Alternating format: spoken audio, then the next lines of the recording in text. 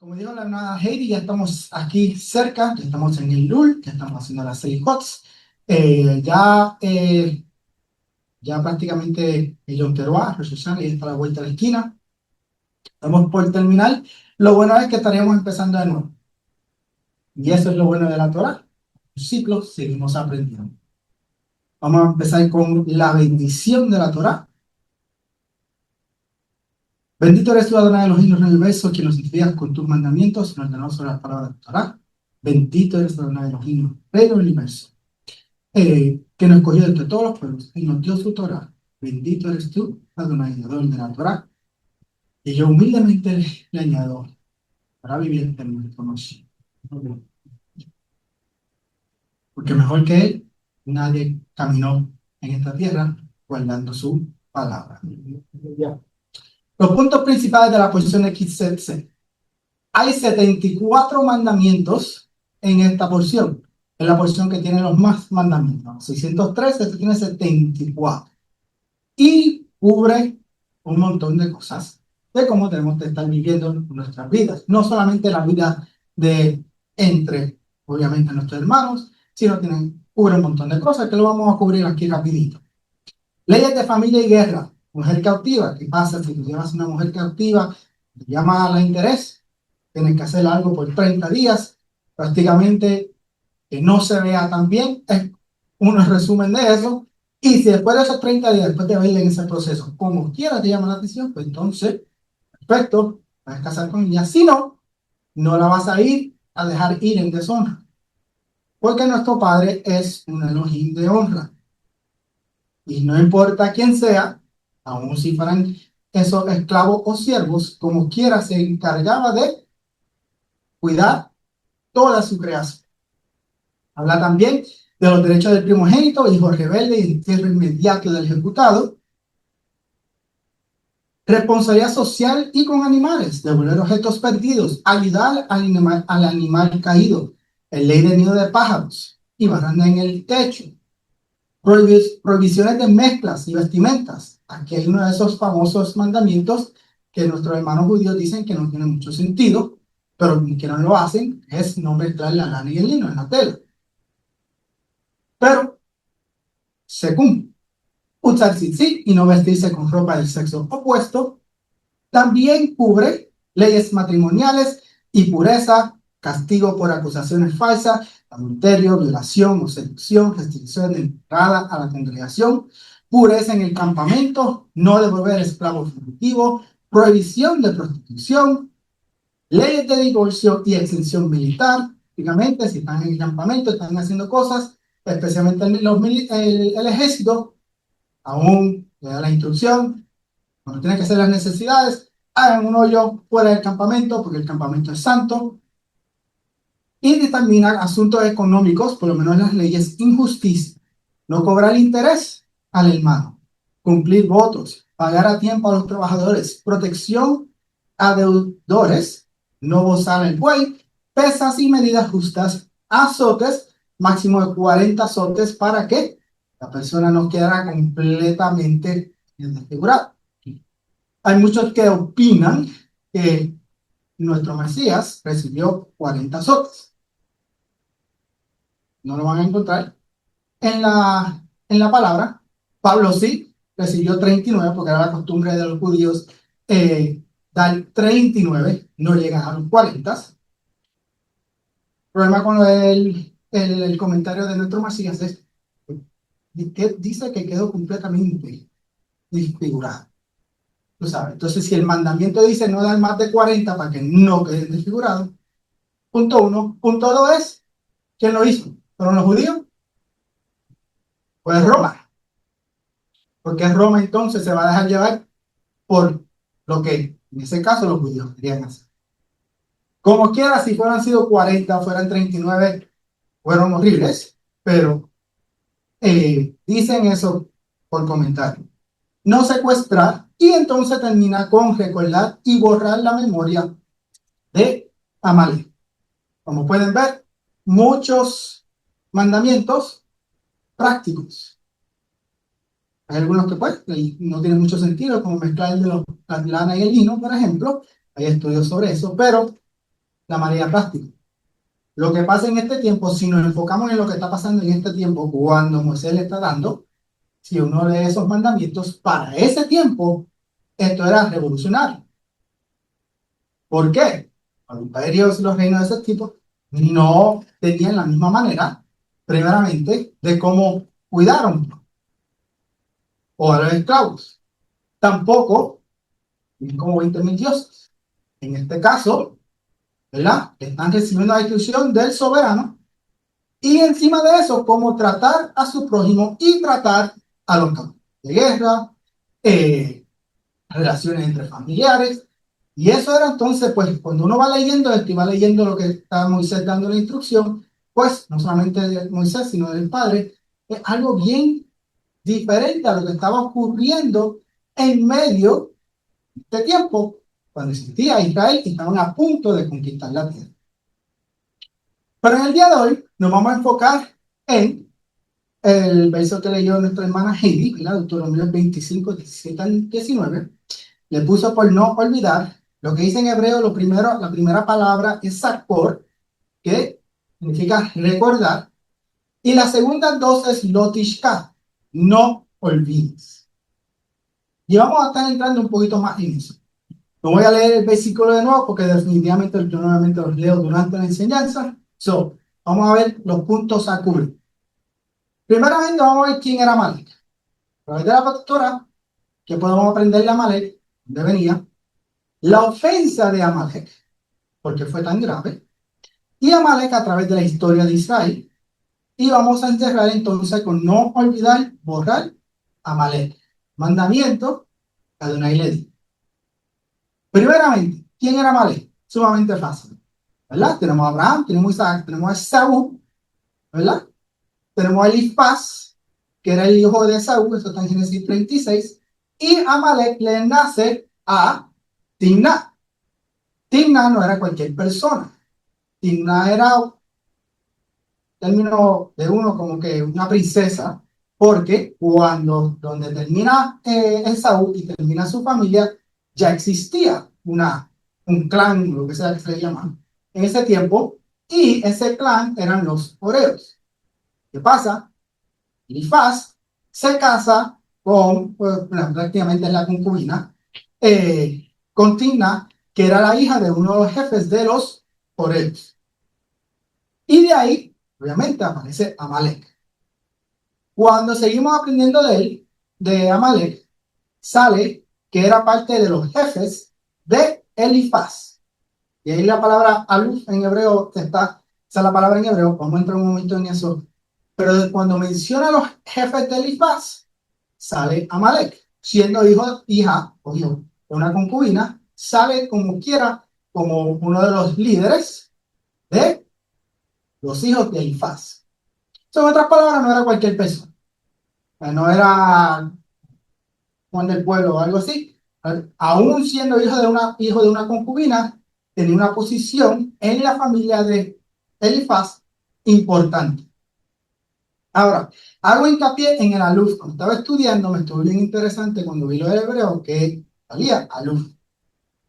Aluf, cuando habla de los hijos de Israel, habla de las tribus de Israel. Esa palabra en la Torá específicamente me estoy enfocando en los 5 libros.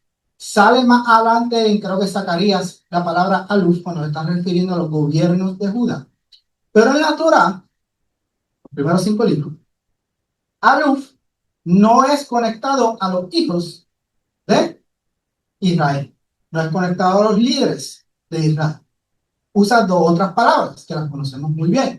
Una es Rosh y la otra es Nasi. Pero en el caso de Aluf, es casi, como dice ahí, casi exclusivo de Do. Y eso a mí me estuvo curioso. Solo me puse a investigar un poquito más sobre estas palabras. Rosh, conocemos muy bien, ¿sabes? Significa cabeza o primacia, ¿verdad? De ahí tenemos Rosh Hashanah, el primer día aquí que vamos a estar celebrando pronto. Rosh Chodesh, primer día del mes. Significa también parte superior del cuerpo, ¿verdad? Función y estructural, muy frecuente usado en Israel. Y la connotación es natural o orgánica. En el caso de Nací es elevado un poco más, exaltado, elevado, una elevación jerárquica, que es lo que existía en el tiempo de Israel, oficial, institucional, términos clásicos de las tribus, y formal y exaltada. Pero cuando llegamos a Aluf es un pueblo, ¿verdad? El familiar, jefe del clan, pertenencia a un grupo tribal clanista casi exclusivo de Edom y íntima y grupal.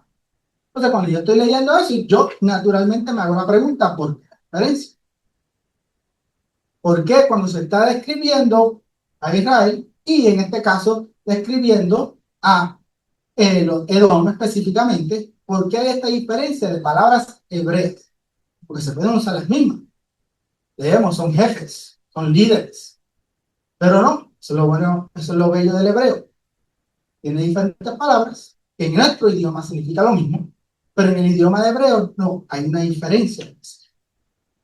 Y en este caso sabemos, Israel fue escogido a través de Abraham, Isaac y Jacob, nuestros padres, es donde fue la bendición, fue la nación escogida por parte del Padre para ejecutar la misión que habían puesto el Padre sobre ellos, que era hacer la diferencia en un mundo donde prácticamente todos los demás hacían lo mismo. Como mencionaba al principio, Israel es el único donde realmente el rey de Israel era Adonai. Leemos en Deuteronomio cuando Moisés le dice, cuando entres en la tierra y quieras hacer como las otras naciones y llames un rey sobre ti mismo, asegúrate, le da la instrucción. Ya Moisés sabía que el pueblo iba eventualmente a pedir eso. Sabemos lo que pasa con Samuel. Obviamente ocurre exactamente eso. ¿Y qué pasa? Los que se acuerdan de la historia. Adonai estaba contento cuando hicieron ese pedido. Para nada. Lo da, le da la instrucción a Samuel, busca a Saúl, definitivamente, pero cuando uno lee eso, Adonai no estaba nada de contento por eso. ¿Por qué? Porque el rey de ellos era él. Y prácticamente para pedir un hombre, si de esta manera rechazan a su rey. ¿Por qué? No lo pueden ver físicamente, quieren ser como otras naciones, las razones pueden ser un montón. Pero la realidad es que lo que el padre había llamado para ser diferente, ellos lo habían, como que, gracias, entramos a la tierra, estamos cool, aquellos tienen un rey, aquellos tienen otro rey, estamos hablando de otra generación, ¿sabes qué? Nosotros queremos un rey. En este caso, eran diferentes, pero decidieron querer ser como los que los rodeaban. Por eso había otra instrucción. Cuando entraran a la tierra, fuera la instrucción. Borren a todos. Entonces uno puede decir que eso está medio cruel. Hoy en día esa es la batalla. No, Adonai, el Elohim que tú le sirves es horrible porque dijo acabar con todos. Ok, ¿quién era estas naciones? Si yo te digo a ti, ¿sabes qué? Ve para Irán. ¿Quién es el primero que levanta la mano para ir para Irán? Nadie. ¿Por qué? ¿Por qué? Una nación bastante mala. Es una nación que no tiene nada de libertad. Hay muchos aquí que han salido de sus países, de sus naciones, por eso mismo. Han venido aquí, ¿por qué?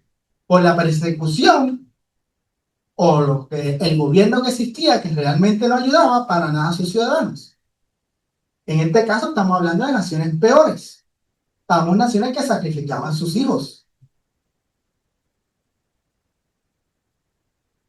Si regresamos entonces más al principio, por eso es que tenemos la historia de Noé, la maldad había subido demasiado. Me dice, ¿sabes qué? Tenemos que empezar de nuevo porque definitivamente esto va a ir de mal en peor. So que aquí entonces seguimos con por eso es que las instrucciones, mira, tienen que limpiar, pero no lo hicieron. Hicieron tratos, obviamente pues lo demás histórico conocemos. Pero en este caso, por eso es que la palabra usa el hebreo, en este caso él está usando este Rosh y Nasi para Israel, porque su función y su misión era diferente a todas las demás naciones. Los demás eran aluf, eran tribales, eran gobiernos, sí, tenían sus líderes, pero no estaban elevados para cumplir con lo que el Padre había puesto en la vida, o en esta casa, en la nación de Israel por completo. So, con esto en mente y sabiendo quién era Amalek, ¿verdad? De dónde vino, prácticamente su familia y cosas así, vamos entonces a ver un poco más de la ofensa de Amalek. ¿Qué fue lo que hizo que realmente llamó prácticamente estos mandamientos, que dicen no lo olvides, de eso vamos a entrar más un poquito más adelante, en el caso de Amalek? Y leemos en Deuteronomio 25, 17, 18. Cuando salías de Egipto, de cómo te salió al encuentro en el camino, y te desbarató la retaguardia de todos los demás que iban detrás de ti, cuando tú estabas cansado y trabajado y no tuvo ningún temor de los egipcios.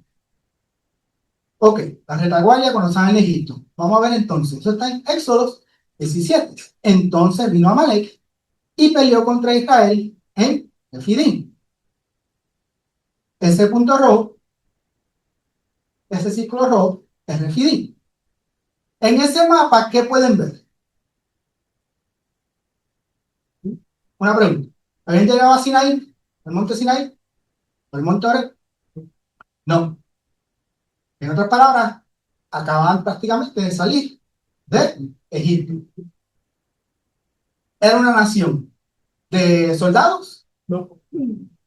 Era una nación de esclavos. Su identidad era de esclavos. Aún después del Mar Rojo, su identidad era de esclavos. ¿Por qué? Cuando llegan al Mar Rojo, después de ver las 10 plagas, las 10 obras que hizo Adonai, aún le dicen, ¿saben qué? Nos trajiste hasta aquel momento, ¿para qué? Para morir. Mejor regresamos a Egipto. So, en un momento donde van yendo en elevación prácticamente al monte Sinaí, donde el Padre le va a dar ese momento, ellos no saben lo que viene, pero antes de llegar a ese momento, Amalek decide atacarlos. Y no solamente atacarlos, sino atacar la retaguardia, los débiles. So, las palabras. Atacar a los más débiles. Esa palabra es Hazar. Y significa débil, ¿verdad? Debilitar, hacer inestable, estar débil o feble. Busqué la palabra feble, aparentemente es una palabra en español, yo nunca la había escuchado antes, pero aparentemente lo es. Eso eran ancianos, enfermos, mujeres, niños. Una nación que estaba saliendo, millones, dice 600 y pico de mil de hombres, a través, lo hemos escuchado muchas veces, a través de las matemáticas y cosas así, se esperaban que eran más o menos como 1.3 o más de millones de personas saliendo. No era ningún grupo pequeño. Y entonces dice que ataca la retaguardia. Esa palabra en hebreo es sana. Es usada una vez solamente más. Es en Josué 10:9. Sabemos que Josué, la historia de Josué, la conquista de Israel. Cuando usa esto es cuando están atacando los 5 reyes, se juntan para ir en contra de Josué, porque dicen que hemos escuchado eso, mejor salimos todos juntos, vamos a juntarnos porque a lo mejor tenemos una mejor oportunidad de ganarle a Israel. Y dice que obviamente perdieron y ellos, Josué y el ejército de Israel, los persiguieron, siguieron la retaguardia. Esa retaguardia de esos 5 reyes y ejércitos. ¿Creen que había mujeres, niños, ancianos? No, era un ejército que ellos estaban prácticamente detrás para acabar con ellos.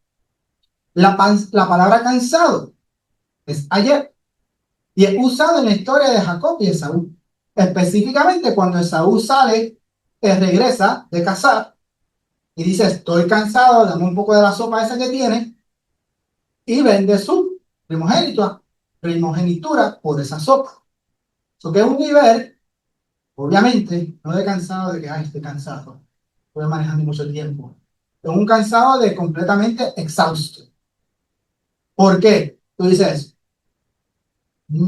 si yo tuviera la primogenitura y vivía en esos tiempos y sabía que mi padre era Abraham, Isaac, ¿tú crees que yo vendería mi primogenitura por una sopa? Solamente porque estoy cansado, cosas así. No, era un nivel de exhausto que si yo no como algo me muero. ¿Sabes qué? ¿De qué me vale la primogenitura si estoy muerto? Ese es el nivel de cansancio que esa palabra usa y es la misma que está usando en este versículo. Y trabajado, ¿verdad? El versículo cuando leímos anterior, nos dice, me voy a reportar rapidito, cuando tú estabas cansado y trabajado. Esa palabra es usada en la historia de Ahitofel, Absalón y David. Ahí, en esa historia, Ahitofel le está diciendo a Absalón, mira, no te preocupes, que cuando David esté cansado, yo entonces, trabajado, yo entonces acabo con él. Esta es la historia. Entonces sabemos que lo de Absalón es cuando, pues, está el problema de quién va a ser rey y cosas así. Absalón quiere ser el rey y pues se hacen los dos como que, entonces, los dos campos de quién va entonces a seguir después de David. Ahitofel le está diciendo a Absalón, no te preocupes, yo me encargo de David cuando él esté trabajado. La segunda parte es sin provocación. No había razón de atacar a Israel cuando iban de camino al monte Sinai, al monte Oreb. Aún leyendo, te hemos leído en Deuteronomio, cuando Moisés le está diciendo al pueblo y están caminando y le dicen, mira, no vayan por Edom o no vayan por la tierra de los Moabitas, creo que era, o el otro, Amonitas, tú sabes, si no sigan, ¿por qué? Tierra de ellos, ¿sabes? Le piden permiso a Edom para poder cruzar, le dice que no, ok, damos la vuelta, tú sabes. Él, están teniendo cuidado de aún, están caminando, pedir esos permisos. Amalek salió de la nada a atacarlos, atacar a los débiles, atacar a los que están sumamente cansados. ¿Por qué? No dice, solamente dice sin provocación. Y entonces termina con no temió a Elohim. Temió es la palabra yare y significa miedo o reverencia. La palabra usada es la equidad. Cuando Abraham va a acabar con Isaac, que básicamente lo va a poner como sacrificio, y dice, no, espérate, y lo para, Adonai para Abraham, le dice, sé la reverencia que ahora que tiene hacia mí, ¿verdad? Sé que no me niegas, sé el miedo que me tiene, pero no un miedo de rival, sino es esa reverencia. Esa reverencia es la que Amalek, obviamente, no tenía, porque sabemos, creo que lo menciono más adelante, pero sabemos que muchos conocían de lo que hizo, de lo que pasó en Egipto, de las naciones. En la tradición judía, este acto se considera el paradigma del mal gratuito, sinat, hina, odio y violencia sin razón, dirigido especialmente contra los indefensos. De hecho, antes que entre a los versículos 17, cuando estamos leyendo todos los mandamientos, el 16 dice, porque abominación es a Yahweh tu Elohim, cualquiera que hace esto y cualquiera que hace injusticia. Y el versículo inmediatamente que le sigue es, no te olvides de Amalek. Cuando salió, cuando salió a atacarlos, no te olvides de ellos. ¿Por qué? Hicieron algo que en la mente de Adonai, como diría yo, como que no es como que no lo puede creer porque obviamente lo conoce todo, pero era ese como que dice, cuando te hacen un corte pastelillo, pero en Puerto Rico dicen corte pastelillo, en la autopista que están acá y terminan acá. Esa, es decir, en la 30 o en la 635. Eso fue un peligroso, un poquito caótico lo que acaba de hacer. En la mente es como yo lo veo. Esta gente está viniendo, lo estoy llevando al Monte Oreb. Acaban de salir de Egipto. Las naciones saben los prodigios que yo hice en Egipto. Saben lo que hice con el Mar Rojo. Te lo leemos más adelante. Y esta gente tiene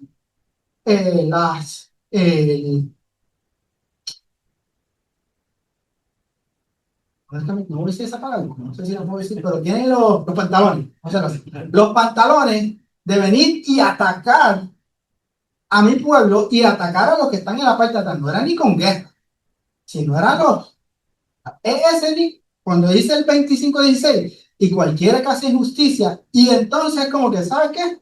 Ya que estamos en este pensar, no te olvides de Amalek, borra de la existencia. ¿Por qué? Porque me han llegado a ese nivel. Y en esta parasha también ocurre algo bien interesante que hablo más adelante con Egipto, pero eso lo dejo para nada. Amalek a través de la historia de Israel. La primera vez, porque ya hemos leído, Éxodo con Moisés.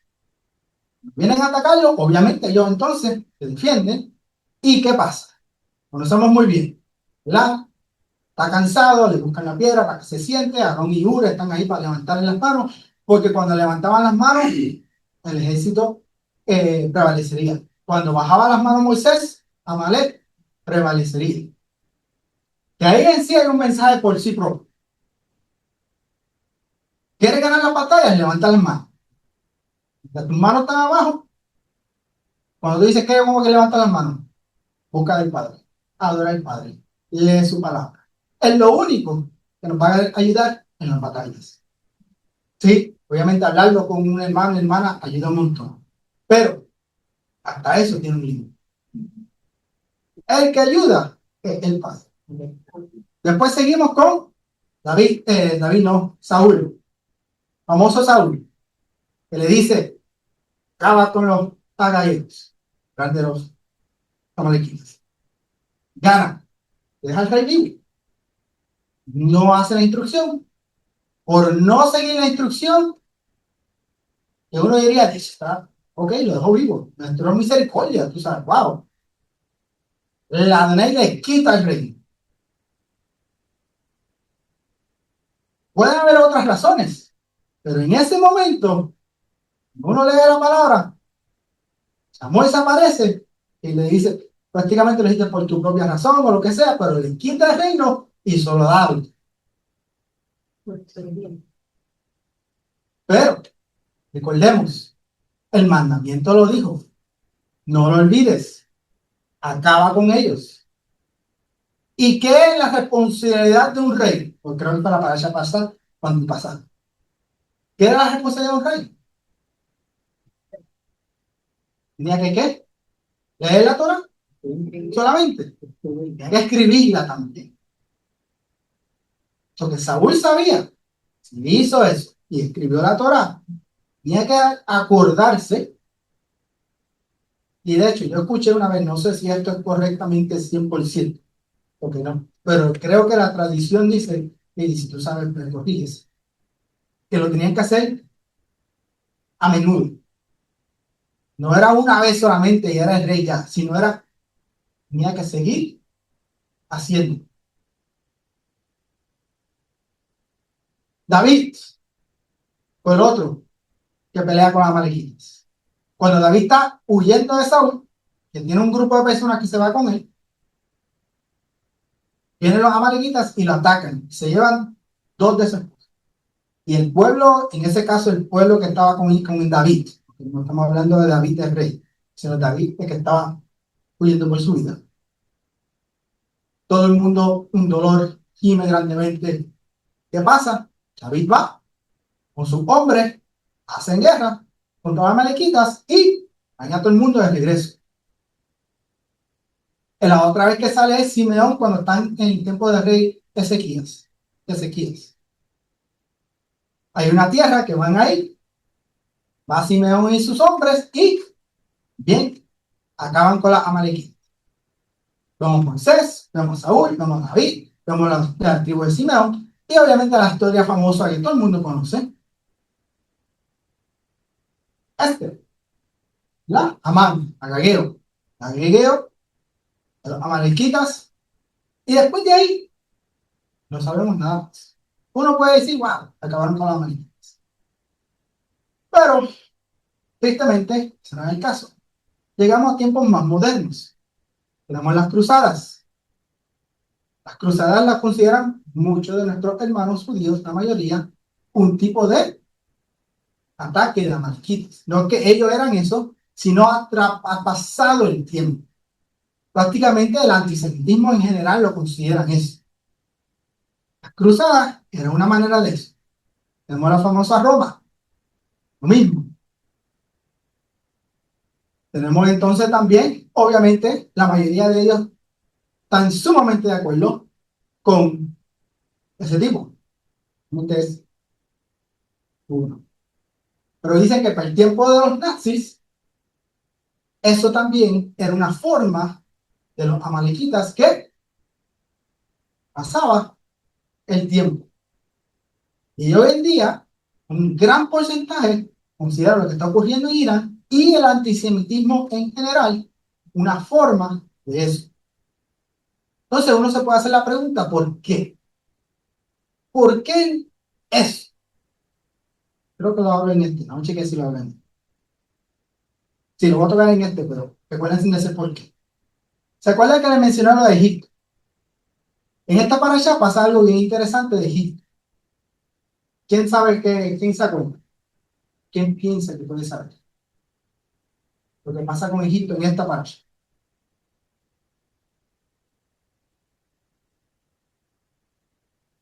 Deuteronomio 23:7 dice, no aborrecerás al edomita, porque es tu hermano. No aborrecerás al egipcio, porque forastero fuiste en su tierra.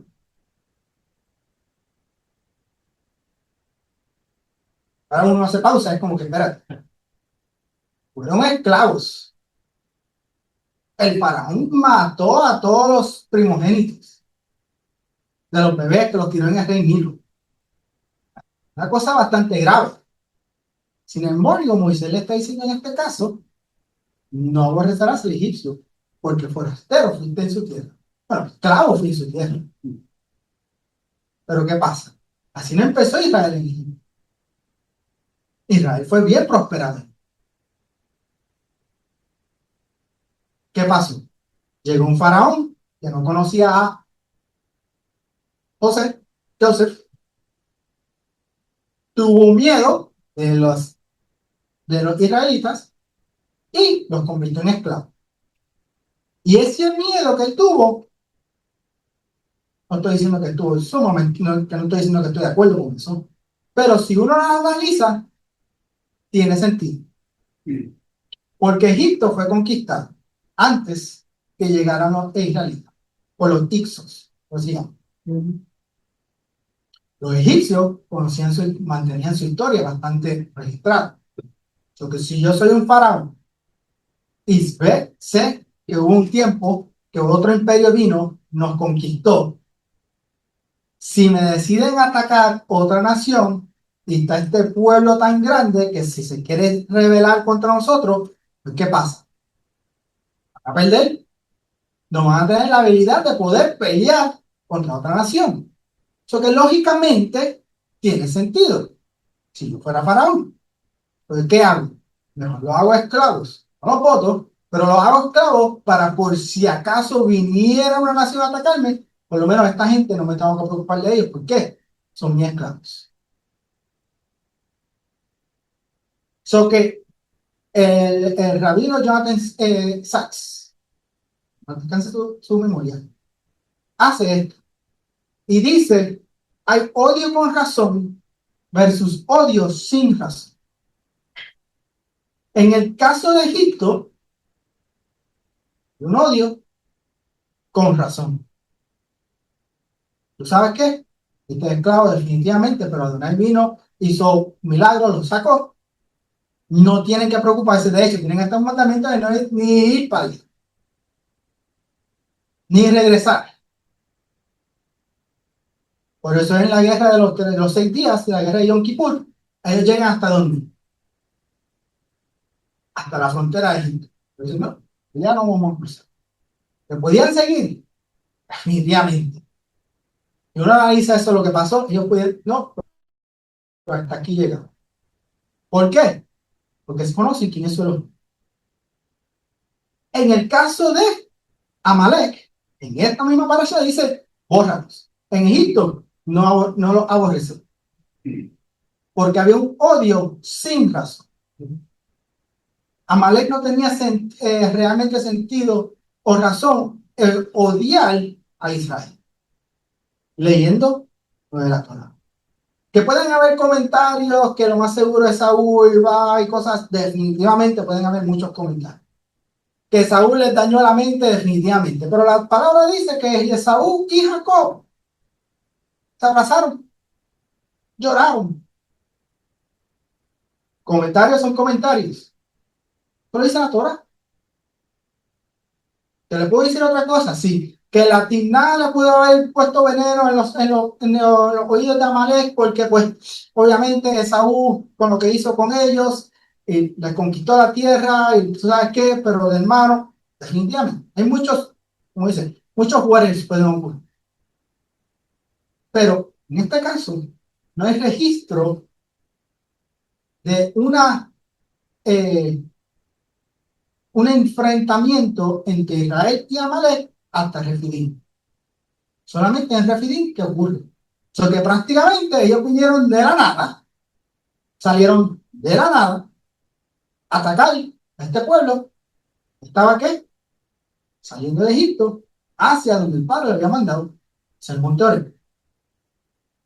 Ese es el odio sin razón que menciona el rabí. So que entonces un poco más del contexto de Éxodo. Éxodo 17:14 dice, Yahweh dijo a Moisés, escribe esto para memoria en un libro. Y di a Josué que raerá de toda la memoria de Amalek de debajo del cielo. Y Moisés edificó un altar y llamó su nombre Yahweh Nisi. De hecho, si tú buscas Yahweh Nisi, solamente ocurre aquí. Y dijo, por cuanto la mano de Amalek se levantó contra el trono de Yahweh, Yahweh tendrá guerra con Amalek de generación en generación. Y puse la versión ahí específicamente porque cuando estaba estudiando, este versículo es uno de los versículos que es más difícil para traducir. Por una palabra en hebreo, que es. Si tú la buscas en la Reina Valera 1960, así lee. Si la buscas en la versión de la Biblia de las Américas, lee diferente. Y dijo Yahweh, lo ha jurado, porque una mano está contra el trono de Yahweh. Literalmente una mano sobre el trono de Yah. Yahweh hará guerra contra Amalek de generación en generación. Esa versión, la segunda versión, es lo que, como lo traducen nuestros hermanos judíos. Si lo lee, obviamente el resultado es el mismo, pero la razón es diferente. En el primero está diciendo que esto está ocurriendo porque Amalek se levantó contra el trono de Yahweh. Obviamente, celebro no tiene, lo peor que puede hacer. La segunda, diría yo que es un poco más serio el asunto, porque como lo escriben los sabios este es Yahweh haciendo una promesa sobre su mismo trono. Es cuando lo describen como uno va a una corte y dicen, raise your right hand. ¿Verdad? Esa es la imagen que pinta y que dicen los rabinos cuando habla de ese versículo. Que es el mismo de la levantando su mano, porque la palabra ya es la que se usa, sobre su trono, diciendo, vamos a acabar con ellos de generación en generación.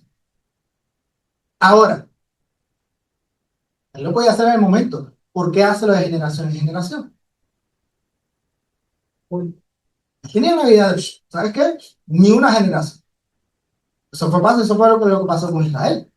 Una generación murió en el desierto, la segunda generación fue la que entró.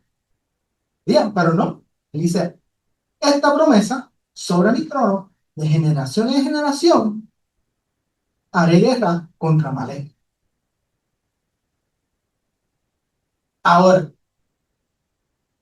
si dejamos llevar por esa versión, entonces podemos entender un poco más la gravedad de Saúl cuando no acabó con el agageo. No fue que solamente no cumplió con el mandamiento que le dio Samuel, sino que había algo más que había ocurrido, que era, ahí mismo, hizo esa promesa sobre su trono, y Saúl decidió no completarla completamente.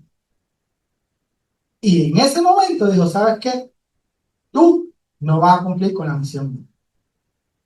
Llamaré a otro, a David, que David sí cumple con esa misión. Prácticamente, cuando reinó, acabó con ellos. Pero dice en generación y generación. Trauma adelante. Seguimos. Josué 2, 10, 11 dice, porque hemos oído, recuerda que había mencionado que lo que había ocurrido se había regado la voz. Porque hemos oído como Yahweh secó el agua del mar rojo. Estamos hablando de Josué 2. Estamos hablando de Rahab. ¿No es Rahab? De Josué, ¿no? Sí, Rahab. Cuando está escondiendo a la espía, ella está diciendo, hemos oído cómo Yahweh secó el agua del mar rojo. ¿Cuánto tiempo ha pasado? 40. Y ella se acuerda y está diciendo que las naciones se acuerdan lo que ocurrió para ser conservativo. 38 a 40 años en el pasado. Secó el agua del mar rojo delante de vosotros cuando saliste de Egipto. Y de lo que hiciste a los dos reyes de los amorreos que estaban al otro lado del Jordán, a Sehón y a Og, a quienes destruiste por completo. Y cuando lo oímos, se acobardó nuestro corazón, no quedando ya valor en hombre alguno por causa de vosotros, porque Yahweh vuestro Elohim, Él es Elohim, arriba en los cielos y abajo en la tierra. Lo estamos leyendo las hijos, la ley. Y esta es, bueno, sabemos la historia de Ra. Está diciendo, pero se está acordando de algo que ocurrió 38, 40 años atrás. Sin embargo, Amalek decidió, par de días, ponle semana, máximo, semana, de nuevo, para ser conservador. Semanas. No, no te vamos a ir a atacar a los débiles de ellos. Deuteronomio 15, 19 dice, por tanto, cuando Yahweh tu Elohim te dé descanso de todos tus enemigos alrededor, en la tierra que Yahweh tu Elohim te da por heredad, para que la posees, borrarás la memoria de Amalek debajo del cielo, no lo olvides. En este versículo me dio algo bien interesante. Cuanto te dé descanso, porque no inmediatamente. Si algo también, algo grave, lo sabemos, pero dice, cuando te dé descanso de los enemigos, entonces acabarás con ellos. Esa palabra, descanso, es Noah. Ahí sale Noé. Los tipos de uso, esos son intransitivo, transitivo, causitivo y figurativo. Lo bello del hebreo. El significado descansar, reposar, quedarse quieto, eso sale en Génesis 8:4, cuando el arca descansó sobre el Ararat. Hacer descansar, colocar, dejar, Éxodo 33:14, yo te haré descansar. Dar descanso, consolar, asentar, en Deuteronomio 12:10. Elohim da descanso de los enemigos, que es prácticamente lo que está usando, de esta manera se está usando en estos momentos. Y entonces el último, cesar, permanecer, retirarse, consolar, y eso sale en Isaías 14:3, y en el día en que Yahweh te descanso de tu dolor. Se puede usar, como pueden ver, se usa de misma palabra, pero de diferentes maneras. Dice, borrará la memoria de Mike debajo del cielo, no lo olvides. Ahora, esta palabra olvides significa shakah. Significado central, olvidar. Dejar de lado, ser olvidadizo por falta de memoria o de atención. La raíz transmite la idea de pérdida de memoria, descuido o falta de atención, abandono deliberado o involuntario. Y la tradición judía, el no olvidar, el lo tishka, se convierte en una mitzvah de recuerdo consciente. Un ejemplo de eso es Deuteronomio 4:23. Guardaos, no os olvidéis del pacto de Yahweh, vuestro Elohim. ¿Por qué después de este descanso? Y dice, no lo olvides, porque cuando uno ya está, en este caso Israel, los enemigos se habían ido, las cosas van bien, es fácil olvidarse. Le dice por falta de memoria o de atención. Y es tan serio lo que le está diciendo que las mismas palabras se están usando cuando dice, guardaos, no os olvidéis del pacto de Yahweh vuestro Elohim. Que si uno fuera a poner cosas como que en un nivel, ¿verdad? Un ranking, a lo buen puertorriqueño, en un ranking, diría que el último es sumamente importante. No olvidéis del pacto de Yahweh. Pero es lo mismo que se está usando en este caso cuando está hablando de Amalek. Dice, no lo olvides. ¿Por qué? Y de nuevo, generación en generación. Te dé descanso borrar la memoria de Amalek. David, después de Saúl, le pasa lo mismo. En 2 Samuel 7:1 dice, aconteció que cuando ya el rey habitaba en su casa, y este es el rey David, después que Yahweh le había dado reposo, la misma palabra usada, de todos sus enemigos en derredor. ¿Quién sabe qué ocurre después de este versículo? Esto está ocurriendo después que Adonai le da la promesa hermosa a David de su linaje y de su trono, todo ocurriendo, uno de mis pasajes más favoritos. Y después de eso, el capítulo que le sigue, David se va en guerra y empieza a expandir el reino davídico. Después, más adelante, cuando se cuenta la historia, comete el error, dice, cuando era primavera, el tiempo de los reyes de salir en guerra, David ya había, pues, no puede decir hecho bastante, se queda.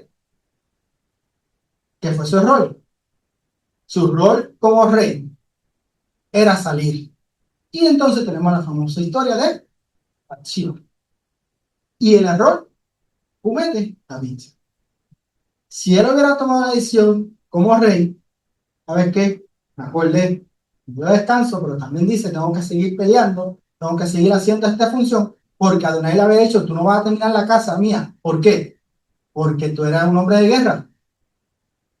Tu hijo, que es un hombre de paz, no, la casa mía. Tú no. Entonces, sigue haciendo lo que el padre te puso. Pero un hombre de guerra sigue expandiendo ese reino. Pero él se quedó. Es fácil olvidar después de tener descanso. Por falta de memoria o de atención. Segunda de Timoteo 4:7, ya cuando estaba Pablo en los últimos días, dijo, he peleado la buena batalla. He terminado la carrera. He guardado la fe. Estoy terminando, Pablo. No, pues, salite, no. Es fácil olvidar después de tener descanso. Pablo fue uno de esos ejemplos, ¿verdad? Porque obviamente está Yeshua, pero Yeshua es Yeshua. ¿Verdad? Él es el ejemplo, pero cuando hablamos de hombres que uno se puede identificar en la vida, es Pablo. Pablo también es el que dice, tengo esta esta pullita que nunca se me ha ido, y cada vez que oraba el padre para que me remueva esa pullita, que muchos comentarios dicen un montón de diferentes cosas, él le dice, no, te la dejo para que te acuerdes. He peleado la buena batalla, he terminado la carrera, he guardado la fe. Ya, habla bien, estaba llegando ya a ese último. Nunca paró. Tenía alta, tenía baja, pero él siguió con su misión. Y hay algo bien interesante que ocurre con la palabra Amalek. Si uno hace el análisis de las palabras de las letras hebreas de Amalek, da 240. Ese valor de 240 también sale en la palabra Safek. Safek significa duda. La misma palabra. Porque no saben del alfabeto hebreo, cada letra tiene un valor. Y ese valor, usando esos valores, hay otras palabras que tienen el mismo valor. En este caso, es duda. Y entonces dice, no olvidar. En muchas fuentes, entre ellas el Baal Shem Tov, el Benei Sakat, el Rebbe Hasjatz de Lubavitch y otros maestros hasídicos, se explica que Amalek representa la voz interior de la duda fría y cínica. No es solo un enemigo externo, enfría el entusiasmo y la fe. Sigue que esa duda fría y desapasionada es lo que neutraliza la pasión por los santos y debilita la fe. Yo leyendo eso, me acordé de las palabras de nuestro Mashiach, cuando dice, y debido al aumento de la iniquidad, el amor de muchos se enfriará.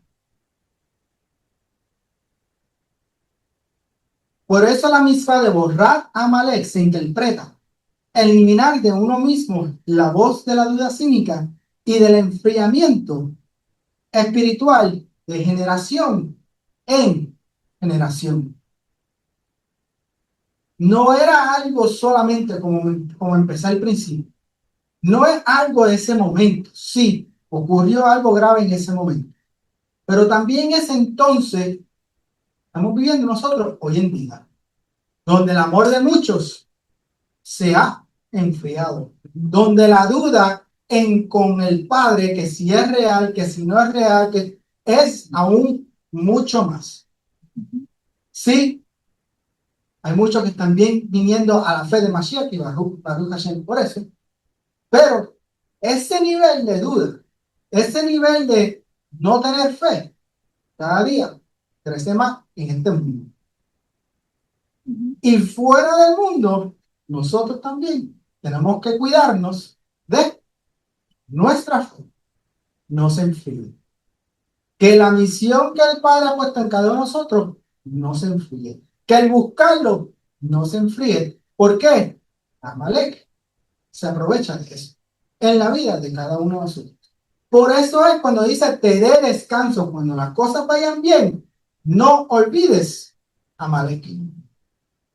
No olvides lo que puede hacer en tu vida y aún más tampoco olvides generación en generación lo que puede hacer sobre tus hijos y los hijos de tus hijos. Porque nosotros vivimos definitivamente nuestras vidas, pero nosotros que tenemos hijos y hijas, Baruch Hashem, por eso, tenemos una responsabilidad de que ellos vean también en nosotros esa duda y ese enfriamiento de nuestra fe no ocurra. Porque si ocurre en la vida de ellos, se van para el colegio y se van a dejar llevar por el mundo. Ahora, me han escuchado muchas veces decirlo, cuando llegan a esa edad, saben el mal y el bien, toman sus decisiones. Pero esa decisión que ellos tomen, que no sea por un ejemplo que vieron en la vida de ellos. Yo me acuerdo, mami no está ahí, tampoco está mi hermano. Yo me acuerdo cuando ya estábamos más grandes, mi hermano una vez vino y me dijo, no, es que yo hice esto y tomé la decisión que yo tuve y cosas así, porque papi y mami nos protegían mucho. Y eso fue, y yo lo miré, ¿vienes en serio? Yo solo compartí mi mamá y sí. Pero no, sí, casa, bueno, en mi casa, en la casa de mi papá, habían ciertas leyes, definitivamente, habían ciertas leyes. Y aún las de mami eran aún más. Pero ¿sabes qué? Cuando nosotros fuimos con esta decisión, que hacíamos las cosas bien o hacíamos las cosas mal, era nuestra decisión. Sí le puedo decir que por lo menos teníamos el ejemplo de un buen padre, una buena madre, los mejores en mi opinión. No existen nada mejor que ellos. ¿Pero qué? Teníamos una pareja. Vamos para la iglesia todos los domingos para ese tiempo. Eran consejeros de matrimonio, creciendo, yo lo uso todo el tiempo. Daban siempre ejemplos. Mira, esto, mira esto, en la mesa. No porque obviamente un niño de 13, 12, 11 años estaba buscando opinión de cómo vivir un buen matrimonio, sino era ellos como que preparándonos, nosotros llegáramos a ese tiempo, dejándonos saber cosas que ocurrían, lo bueno y lo malo. Eso, lo que obviamente hoy en día, yo uso. Y yo lo uso grandemente. Obviamente he hecho mis propias cosas en mi propio hogar, pero ¿qué? También fue el fundamento que ellos me dieron de generación en generación. Y ahora yo hago lo mismo, mis hijos, mi hija, que ellos lo vean, que ellos lo caminen.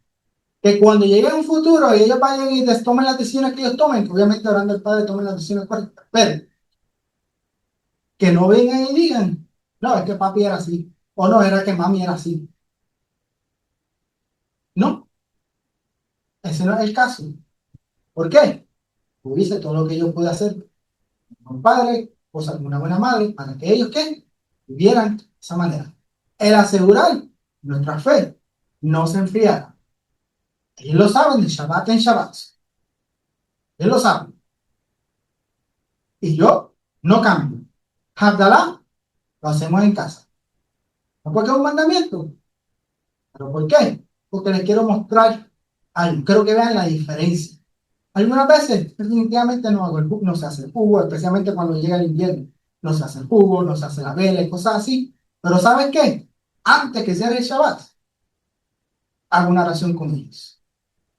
¿Por qué? Para que ellos vayan entendiendo la diferencia. Este tiempo es sagrado.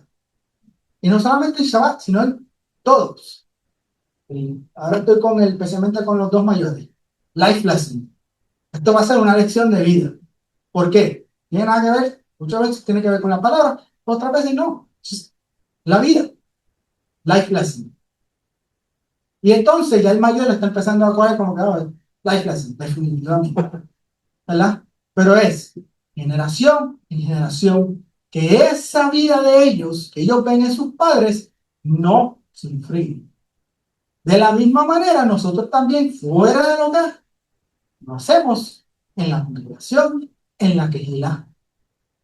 Que esos ejemplos de esa fe, de ese caminar, se vea realmente en los líderes. Si un día no lo ven en los líderes, ahí está el pastor, deja saber. Uno como quiera ser. Yo, como yo soy, yo sé que también obviamente el pastor, la doctora, los líderes, Heidi, ¿saben? Cuando uno vive la vida, no tanto en lo así, sino así, sino yo estoy diciendo un ejemplo de él. Él me llamó para esto. Eso le añade una responsabilidad y una reverencia aún mayor. Porque este puede fallar y nos podemos dejar llevar por emociones. Este no puede fallar. Este no falla. Y eso es lo que nos permite a nosotros seguir hacia adelante. Si un día ven que esto está mal, definitivamente hay serios problemas. ¿Por qué? Porque esto es lo más importante. De esto sale la relación entre tus hermanos y hermanas. Por eso es lo que cada vez que dice el Shema, ¿sí? Shema Israel, Adonai Elohim, Adonai Echad. Él es uno. Yeshua dijo, el amor a los prójimos. Pero Tenemos que asegurar que eso sea cada día. No nos podemos cansar. Y cuando las cosas vayan bien, y Él nos dé ese descanso, y Baruch Hashem por eso y la bendición, como leemos en la Selijot, oramos por una buena vida. ¿Por qué? Porque Él es la fuente de la vida. Pero aún en eso, no olvidar nuestro caminar, no olvidar nuestra fe, como enseñaba nuestra hermana Marisol la semana pasada. Nuestra fe es Yeshua. Adonai es uno. Y venimos a través de Él, a través de su Hijo amado. Esa es la fe. Y eso es lo que en generación en generación tenemos que compartir y seguir compartiendo. ¿Por qué? Así es que entonces podemos por lo menos hacer lo mejor que podamos por nuestra generación. Es lo que han hecho nuestros hermanos judíos por años. El mundo lo ve diferente, pero ¿sabes qué? Le va bien. Sí, los enemigos los quieren atacar por sin razón, pero sabemos que es más allá y que de eso se va a encargar el Padre. Específicamente nuestro Mashiach, cuando regrese, se va a encargar de eso. Mientras tanto, obviamente uno sigue orando y orando por la paz que muchos vayan, definitivamente, que Adonai los proteja, definitivamente. Uno ayuda en lo que se puede ayudar. Pero llegará el momento, el Mashiach se va a encargar de esa situación. Y eso es lo que oramos. Mientras tanto, cada uno de nosotros tenemos una responsabilidad, no solamente una responsabilidad personal, sino una responsabilidad con nuestro cónyuge, con nuestras amistades, con nuestras familias, con la congregación, con nuestra comunidad, porque esa fe de nosotros no se puede enfriar. Y eso es lo que tenemos que cuidar. Porque en estos tiempos, lo digo yo ahora, se puede enfriar bastante fácil. Muchas cosas batallan por la atención. Y esa atención, estoy diciendo que es mala, ¿verdad? Cosas buenas, definitivamente. Pero en el momento que empieza a enfriar tu fe, eso debe ser, como dice el americano, un red flag. Amén. Vamos a cerrar en oración.